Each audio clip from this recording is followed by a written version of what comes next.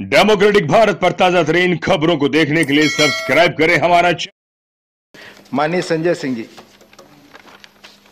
धन्यवाद मान्यवर, आपने इस रेल बजट पर मुझे बोलने का मौका दिया। मान्यवर, सरकार की ओर से मंत्री जी का बयान आया कि निजीकरण रेलवे का नहीं किया जाएगा, और उनकी ये बात सुनकर ऐसा लगता है कि ये सरकार देश के निजी कंपनियों और पूंजीपतियों के लिए गाने की एक लाइन गाती है कि बताना भी नहीं आता, छिपाना भी नहीं आता, हमें तुमसे मोहब्बत है, जताना भी नहीं आता। निजीकरण करना भी है और मना भी करना है। आपने कहा निजीकरण नहीं करेंगे। 109 प्राइम रूट्स पर आप 150 ट्रेनें चलाने जा रहे हैं। देश के 50 रेलवे स्टेशंस को आप निजी हाथों को देने जा रहे हैं। हबीबगंज रेलवे स्टेशन आपने निजी हाथ को दिया।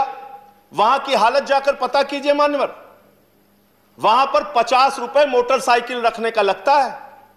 वहां पार्किंग के लिए 150 रुपए कार का देना पड़ता है। आपने प्लेटफॉर्म टिकट 30 रुपए का कर दिया। पैसेंजर ट्रेन का 3 गुना किराया बढ़ा दिया। जब आपसे पूछा जाता है तो आप बहुत हास्यास्पद तर्क देते हैं। कहते कोरोना के समय में पैसेंजर ट्रेन में भीड़ ना हो इसलिए किराया हमने बढ़ा दिया। पेट्रोल का दाम क्यों बढ़ाया? बोले कार ना चलाने पाए, मोटरसाइकिल ना चलाने पाए। डीजल का दाम क्यों बढ़ा दिया? माल की ढुलाई ना होने पाए। अरे गैस का दाम क्यों बढ़ा दिया? लोग खाना ना खाने पाए। यह आपका तर्क है।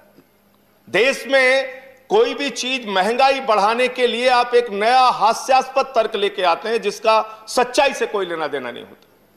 निजीकरण आप कैसे कर रहे हैं? मेंटेनेंस के क्षेत्र में निजीकरण, सफाई कार्यों के क्षेत्र में निजीकरण, फैक्ट्री और उत्पादन के क्षेत्र में निजीकरण, सिग्नल के क्षेत्र में निजीकरण, इलेक्ट्रिफिकेशन के क्षेत्र में निजीकरण।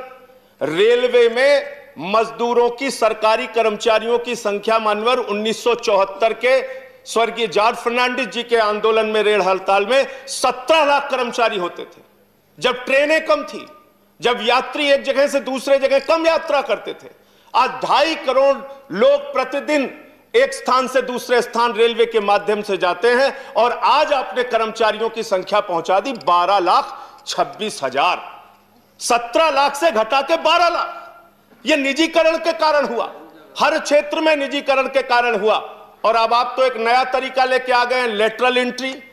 आईएएस भी आप लेटरल एंट्री के जरिए बना रहे हैं। 39 आईएएस आपने लेटरल एंट्री के जरिए बनाए, और जिसमें आरक्षण के नियमों की, एससी एसटी ओबीसी के आरक्षण को पूरी तरीके से खत्म कर दिया आपने।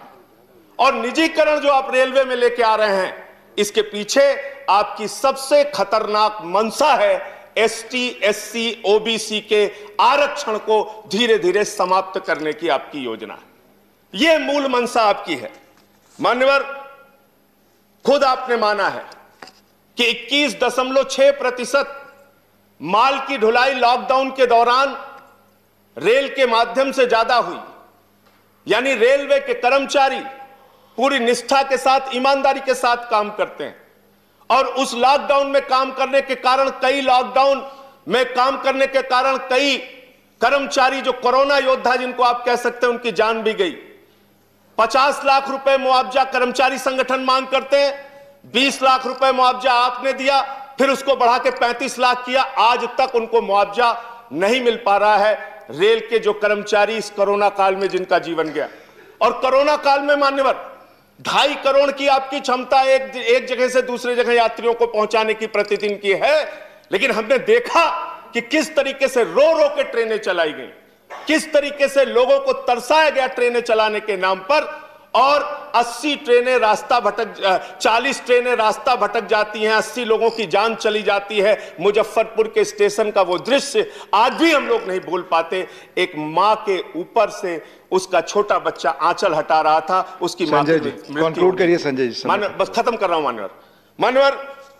अंत में सिर्फ इतना ही बात कहना चाहता हूं कि आप कृपा करके रेलवे कर्मचारियों को निजी हाथों में मत दीजिए।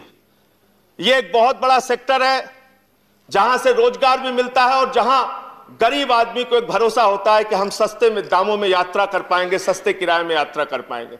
जिस दिन आप इसको निजी हाथों में देंगे, कर्मचारियों का तो आप आरक्षण के तहत उनकी नौकरियां खत्म करेंगे, एक बात है, और दूसरी बात यह है कि हिंदुस्तान के लोगों को तकलीफें और उनकी यात्राएं, उनकी दुश्वारियां बढ़ेंगी। अंत में कुलियों की बात यहां पर आई। इस देश के कुलियों के लिए एक योजना बहुत पहले लाई गई थी कि उनके परिवार के लोगों को नौकरियां दी जाएंगी। उस पर पुनर्विचार कीजिए, उस पर फिर से एक बार सरकार निर्णय ले। जो दिन भर मेहनत करते हैं स्टेशन पे, अब माल ढुलाई करते हैं, उनके बच्चों को नौकरियों में आरक्षण देने की योजना बनाई। बहुत बहुत धन्यवाद। धन्यवाद।